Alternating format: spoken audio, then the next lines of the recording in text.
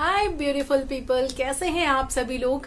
आज का जो वीडियो है वो एक्चुअली उन माओं के लिए है जिन्होंने बेबी को डिलीवर कर दिया है और उनके मन में बहुत बार ये सवाल होता है कि क्या मुझे मालिश करवाना चाहिए या नहीं करवाना चाहिए, और अगर मैंने मालिश नहीं करवाया तो क्या इसका कोई इफेक्ट मेरे ऊपर पड़ेगा या नहीं पड़ेगा, क्या मैं इसको छोड़ भी सकती हूँ। तो इस तरह के सभी सवालों के जवाब आपको देने वाली हूँ और ये भी बताने वाली हूँ कि आपके लिए कौन सा ऑयल सबसे ज्यादा बेस्ट हो सकता है। तो चलिए वीडियो को स्टार्ट कर लेते हैं। एक्चुअली ये वीडियो मैं दोनों तरीके से बनाऊंगी, यानी कि जो नॉर्मल लोग हैं, जो लोग नॉर्मल बेबी को डिलीवर करते हैं, यानी कि नॉर्मल डिलीवरी जो होती है, उन लोगों को कब कितने दिन से और कैसे मालिश करवाना है, और जो लोग सिजेरियन वाले होते हैं उनको क्या किन बातों का ध्यान रखते हुए मालिश करवाना है।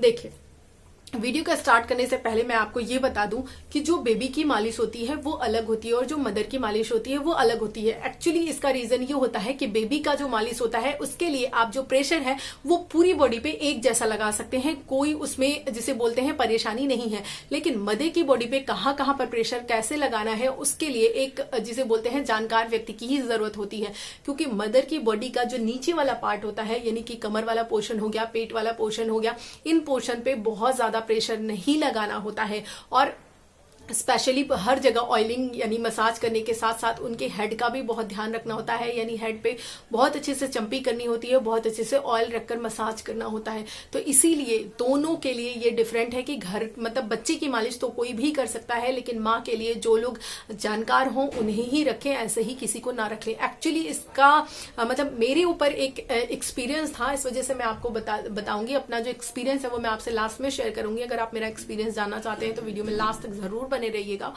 तो मालिश की अगर बात करें तो पहले तो बात कर लेते हैं जो नॉर्मल डिलीवरी वाले हैं वो कब से स्टार्ट करते हैं।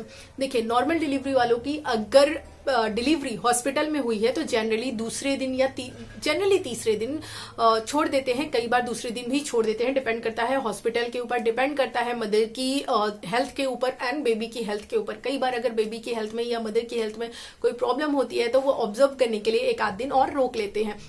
तो ऐसे में अगर आप घर आ गई हैं तो आराम से आप चौथे पांचवें दिन से अपना मालिश स्टार्ट करवा सकती हैं। ये नॉर्मल लोगों के लिए है, ठीक है। अब जो सिजेरियन लोग हैं वो कब कर सकते हैं, कब से स्टार्ट कर सकते हैं, तो जो सिजेरियन लोग हैं उनको अपना मालिश स्टार्ट करवाना है वो चौथे या पांचवें दिन तो घर ही आते हैं। तो चौथे पांचवें दिन जब घर आते हैं तो उसके बाद उनको एक दो दिन का और रेस्ट लेना है। लगभग उनको आठवें दिन से आप मान लीजिए मालिश करवाना स्टार्ट करना है, ठीक है। और मालिश करवाते समय ध्यान ये रखना है कि किसी भी तरीके से आपके बैक पर ज्यादा प्रेशर नहीं लगना चाहिए, बहुत जेंटल मसाज होना चाहिए, क्योंकि उस समय आपका एक बहुत बड़ा स्टिच लगा हुआ है, बहुत बड़ा कट लगा हुआ है। तो ऐसे में अगर प्रेशर बहुत ज्यादा पड़ेगा तो आपको पेट में दर्द हो सकता है एंड बहुत सारी प्रॉब्लम्स आपको फेस करनी पड़ सकती हैं। तो इसीलिए अपने जो कमर के निचले यानी कमर वाला जो पोर्शन है उस पर अच्छे से ध्यान रखना है। अब बात करें पेट की मालिश की, तो देखिए कि डिपेंड करता है एक्चुअली डॉक्टर टू डॉक्टर। कुछ डॉक्टर ऐसे होते हैं जो सिजेरियन में ये कहते हैं कि पेट की मालिश नहीं करवानी चाहिए, और कुछ डॉक्टर ऐसे होते हैं जो ये कहते हैं कि हाँ आप मालिश करवा सकते हो। और नॉर्मल की अगर बात करें तो नॉर्मल में तो पेट की मालिश की ही जाती है और वो बहुत ज्यादा हेल्प करती है।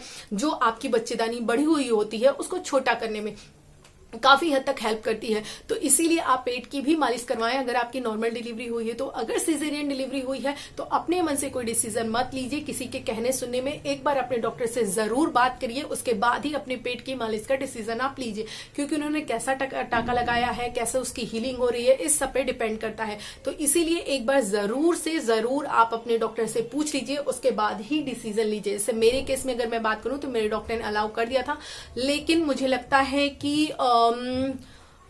लगभग 10 दिन, आई थिंक 10 से 12 दिन के बाद उन्होंने मुझे बोला था, और उन्होंने मुझे ये बोला था कि जो स्टिच है यानी वहां पर प्रॉपरली उन्होंने एक ऑइंटमेंट दिया था, उसको ही लगाकर एक डायरेक्शन में, जैसे ये है ना, मान लीजिए ये मेरा है, यहाँ पे मान लीजिए इस लाइन पे ये स्टिच लगा हुआ है, तो ऐसे ऐसे नहीं करना, मतलब दोनों डायरेक्शन में नहीं करना है, इसने एक ही डायरेक्शन में करना है, ऐसे ऐसे ऐसे हाथ को उठाकर ऐसे करना है, ठीक है। या फिर आप इस डायरेक्शन में कर रहे हो तो इसी डायरेक्शन में करना है केवल। तो उन्होंने मुझे बताया था और उन्होंने कहा था इससे हीलिंग बहुत बेटर होती है, और मैंने किया था। मुझे थोड़ा बहुत भी जो अगर पेन होता था उठने बैठने में कभी कुछ, तो उसकी वजह से मुझे बहुत ही ज्यादा आराम मिलता था। तो मेरे डॉक्टर ने तो यस कहा था और मैंने इसको किया है, तो मुझे तो इसका बहुत बेहतरीन रिजल्ट मिला है। लेकिन हाँ, आप एक बार अपने डॉक्टर से जरूर कंफर्म कर लीजिएगा, उसके बाद ही कीजिएगा।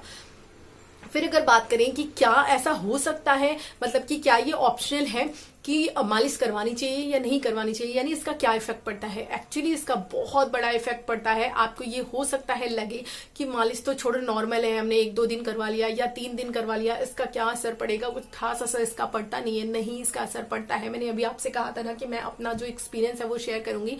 एक्चुअली मेरी जो डिलीवरी है वो कोविड टाइम में हुई थी और उस समय कोई मुझे मिल नहीं रहा था मालिश करने के लिए, सिवाय एक लेडी के। वो मिली थी, किसी तरीके से तैयार हुई थी, हालांकि अमाउंट वगैरह उन्होंने काफी रखा था, तो उसकी कोई प्रॉब्लम नहीं थी, वो आई थी। लेकिन एक्चुअली ये कहिए कि वो बहुत ज्यादा ट्रेंड नहीं थी। वो बेबी की मालिश तो कर देती थी, लेकिन बेबी का भी वो, मतलब जैसे कुछ लोगों का ये मानना होता है कि ना मालिश के समय बहुत ज्यादा प्रेशर लगाना चाहिए, जबकि ऐसा बिल्कुल भी नहीं है। बहुत ज्यादा प्रेशर कभी भी मालिश में नहीं लगाया जाता है। एक नॉर्मल तरीके से प्रेशर लगाया जाता है और प्रेशर से पॉइंट होते हैं कि कहाँ कैसे किस डायरेक्शन में प्रेशर लगाना है। तो वो जब मालिश करती थी तो मेरी बेबी बहुत ज्यादा रोती थी। हालांकि बच्चे रोते हैं, लेकिन वो बहुत ज्यादा रोती थी और उसकी बॉडी पूरी एकदम रेड हो जाती थी, पूरे दाने हो जाते थे। तो मैंने उनको मना कर दिया था। और मेरे केस की अगर बात करें तो मेरी में भी सेम वही। आप सोचिए, मैं उनका मतलब टॉलरेट नहीं कर पाती थी। वो इतना ज्यादा तेजी से रब करती थी कि मुझे उससे आराम मिलने की बजाय मुझे और ज्यादा पेन होने लगता था। तो मैंने उनको छुड़वा दिया था। उसके बाद फिर मुझे कोई मिल नहीं रहा था, तो मेरी मदर जो है उन्होंने ही कुछ दिनों तक उसको कैरी ऑन किया था, उन्होंने ही किया था। हालांकि एक तरह से कह सकते हैं कि मदर भी मेरी ट्रेंड नहीं थी, लेकिन हाँ ये था कि थोड़ा बहुत वो कर सकती थी, उतना प्रेशर नहीं लगा रही थी, लेकिन उससे ही मुझे आराम काफी ज्यादा मिल जाता था। तो इसीलिए मैं आपसे कहूंगी कि प्लीज आप, मतलब अब तो ऐसा कुछ है नहीं, अब तो इजीली मिल जाएंगे लोग, तो इसीलिए मालिश जरूर करवाइए। क्योंकि अगर आप मालिश छोड़ देती है ना तो आपकी बॉडी में बहुत ज्यादा पेन होता है, क्योंकि उस समय आपकी बॉडी बिल्कुल अंदर से खोखली हो चुकी होती है। चाहे आपकी नॉर्मल डिलीवरी हो, चाहे सिजेरियन डिलीवरी हो, आपके हार्मोन्स पूरे डाउन होते हैं। जितने विटामिन, मिनरल्स एंड आपका कैल्शियम है, हीमोग्लोबिन है, सारे लेवल बिल्कुल नीचे आ चुके होते हैं। क्योंकि बेबी भी उसमें से अभी तक ले रहा था, शक कर रहा था। तो आपको बहुत ज्यादा न्यूट्रिशन की तो जरूरत है ही, साथ ही साथ आपको मसाज की भी जरूरत है। जब आपका मसाज होता है, आपका ब्लड सर्कुलेशन अच्छा होता है, तो आप बहुत अच्छा फील करती हैं, बहुत रिलैक्स फील करती हैं, और आपके जो मसल्स हैं वो बहुत अच्छे से, एक तरह से कह लीजिए, उनमें पेन नहीं होता, और आपकी हीलिंग भी बहुत फास्ट हो जाती है। बहुत जल्दी आप रिकवर करती हैं, बहुत जल्दी आप ठीक होती हैं। प्रेगनेंसी के बाद जनरली महिलाओं में ये पाया जाता है 99% केसेस में कि उनको क्या होता है, डिप्रेशन हो जाता है। और ये होता है जिसे बोलते हैं पोस्टपार्टम डिप्रेशन। ये मेरे साथ भी हुआ था, ये सभी के साथ होता है। तो अगर आप मालिश करवा रही हैं तो वो आपको हील करने में भी मदद करता है। तो ओवरऑल मैं तो आपसे यही कहूंगी कि जरूर मालिश करवाइए, ये बहुत ज्यादा जरूरी है। और मालिश करवाते समय आपको अपने हेड को नहीं भूलना है। पहली बात तो ये है कि चाहे विंटर हो चाहे समर हो, आपको अपने हेड को जो है, पहले कहा जाता था ना कि टाई करके रखना है। मैंने नहीं किया था, मेरी मदर भी बहुत कहती थी, लेकिन मेरी एक तरह से कह लीजिए अप्रैल के टाइम में डिलीवरी हुई थी और उसके बाद बहुत गर्मी रहती थी और एसी वगैरह भी नहीं बेबी की वजह से चलाने को बहुत ज्यादा मिलता था, क्योंकि उसको पीलिया हो गया था और इस वजह से मतलब मना कर दिया था डॉक्टर ने, तो नहीं चलाने को मिलता था। बहुत गर्मी लगती थी तो मुझसे गर्मी नहीं बर्दाश्त हो पाती थी, तो मैं हटा देती थी सर का। तो उसका मुझे बाद में परिणाम देखने को मिला। उससे क्या होता है, हेडेक आपका बहुत ज्यादा एक्सेस हेडेक होता है, जो कि मैं अभी भी झेलती हूँ। इसलिए प्लीज आपसे मैं कहूंगी, कुछ मिस्टेक्स जो मुझसे हो गई हैं मैं आपके साथ शेयर कर रही हूँ, ताकि आप मत करिएगा। पहले तो अपना हेड कवर करके रखिएगा, और दूसरी बार थोड़ा सा फैशन में मत जाइएगा कि नहीं मैं तो ऑयलिंग नहीं करवाती हूँ, ज्यादा ऑयल लग जाएंगे। ऐसा कुछ भी नहीं है, कुछ दिनों तक करवा लीजिए, उसके बाद सब कुछ आप अपने फैशन के अकॉर्डिंग फिर से कर लीजिएगा। तो अच्छा सा अमाउंट लेकर के, उसके पीछे मैं आपको रीजन बता रही हूँ, साइंटिफिक रीजन बता रही हूँ। क्योंकि जब हमारी बॉडी में विटामिन, मिनरल्स सब कुछ एकदम कम हो जाते हैं, हमारा हार्मोन्स बिल्कुल सडन नीचे आ जाता है, तो ऐसे में हमारे जो रूट्स हैं वो बहुत ज्यादा वीक हो जाते हैं। हमारे हेड को भी उतना ही न्यूट्रिशन चाहिए होता है। तो ऐसे में जब आप ऑयल देते हैं, एक हल्का सा मसाज करते हैं, तो उससे बाल की जड़ों को बहुत ज्यादा मजबूती मिलती है, वो बहुत स्ट्रेंथ मतलब उनके अंदर आती है, और ये कह लीजिए कि उनको साथ ही साथ न्यूट्रिशन भी मिलता है। तो अपनी खाने में भी बहुत ज्यादा ध्यान रखिए, न्यूट्रिशियस चीजें लीजिए। और मैं आपको स्पेशली एक वीडियो लेकर आने वाली हूँ कि जो प्रेगनेंसी के बाद बाल झड़ते हैं उसके लिए हम क्या क्या कर सकते हैं, ताकि बाल जो है वो बहुत ज्यादा ना झड़े, और क्या ये नेचुरल है, सभी का झड़ता है या नेचुरल नहीं है, इसके बारे में भी बात करेंगे।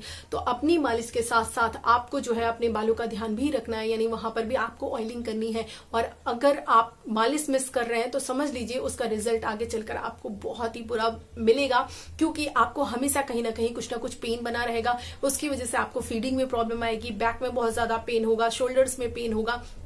तो आप बेबी को अच्छे से फीड नहीं करा पाएंगे, और जब आपकी बॉडी में पेन बहुत ज्यादा होगा तो मिल्क का जो प्रोडक्शन है वो भी ऑटोमेटिकली कम होने लगता है। तो ये जो मालिश है ये डायरेक्टली इनडायरेक्टली दोनों तरीके से हमारी हेल्थ को बहुत ज्यादा हेल्प करती है। तो इसीलिए आपको मालिश जरूर करवानी है। रही बात टमी एरिया की, तो उसके लिए अगर आपका सिजेरियन डिलीवरी हुआ है तो अपने डॉक्टर से एक बार जरूर पूछ लें करवाना है या नहीं करवाना है। तो ये हो गई पूरी बात। अब बात करते हैं ऑयल की, जो कि मैंने आपको कहा था कि मैं आपको लास्ट में बताऊंगी कि आपको कौन सा ऑयल यूज करना है। एक्चुअली कई बार लोगों को लगता है कि स्टिकी हो सकता है, तो लोग और भी बहुत सारे जो ऑयल होते हैं वो यूज कर ले लगते हैं। लेकिन मैं आपको ये बताऊं, पहली बात तो ध्यान ये रखना है कि आपको प्योर ऑयल यूज करना है, और कोशिश करना है कि आपको मस्टर्ड ऑयल यूज करना है, क्योंकि उसमें भी बहुत अच्छे विटामिन एंड मिनरल्स होते हैं। अगर आपको चाहिए देखना तो आप गूगल पे सर्च कर सकते हैं, इजिली आपको पता चल जाएगा। तो आपको मस्टर्ड ऑयल यूज करना है और कोशिश करना है उसको हल्का सा गुनगुना करके करें, तो बहुत ही अच्छा इफेक्ट देता है वो। आई होप वीडियो आप लोगों को अच्छा लगा होगा। पूरी जानकारी मैंने आप लोगों को दे दी है। अगर आप लोग सेटिस्फाई हैं, आपको वीडियो अच्छा लगा है, तो प्लीज थम्स अप दे दीजिएगा, लाइक कर दीजिएगा, वीडियो को शेयर कर दीजिएगा, और अभी तक सब्सक्राइब नहीं किया है तो प्लीज इस चैनल को सब्सक्राइब करके इस ब्यूटीफुल सी फैमिली का हिस्सा बन जाइएगा। मेरे चैनल पे एक्चुअली मैं आपको बताऊं कि 40 से 45% ऐसे लोग हैं जो मेरे वीडियोस रेगुलरली देखते हैं, लेकिन उन्होंने चैनल को सब्सक्राइब नहीं कर रखा है। तो माय डियर, आप लोगों से रिक्वेस्ट है कि अगर आप इस चैनल को देखते हैं, पसंद करते हैं, तो प्लीज इसको सब्सक्राइब भी कर लीजिए, इस फैमिली का हिस्सा बन जाइए। उससे दो फायदा होगा। एक तो ये होगा कि मुझे भी पता चलेगा कि मेरे साथ कितने लोग जुड़े हुए हैं, कौन कौन मेरी फैमिली का हिस्सा है, ये पता चलेगा। दूसरी चीज ये है कि मैं कोई भी वीडियो डालूंगी तो आपको नोटिफिकेशन सबसे पहले मिल जाएगी, ठीक है। और यहाँ पर मैं बहुत सारी चीजें लेकर आने वाली हूँ आपके लिए, जो कि आपको बहुत ज्यादा बेनिफिट देगी। समझ गए ना? आई होप आप अब कन्विंस हो गए होंगे। नहीं हुए कोई बात नहीं, धीरे धीरे जब मुझसे प्यार हो जाएगा तो कन्विंस हो ही जाएंगे। जैसे मुझे आप लोगों से हो गया है कि मैं बिना वीडियो बनाए आप लोगों के लिए रह ही नहीं पाती हूँ। एक्चुअली एक बॉन्डिंग होती है ना, बस वो बॉन्डिंग की बात है। तो खैर, आपने वीडियो को लास्ट तक देखा, इसके लिए दिल से शुक्रिया। मिलेंगे अगले वीडियो में, तब तक के लिए bye bye and take care.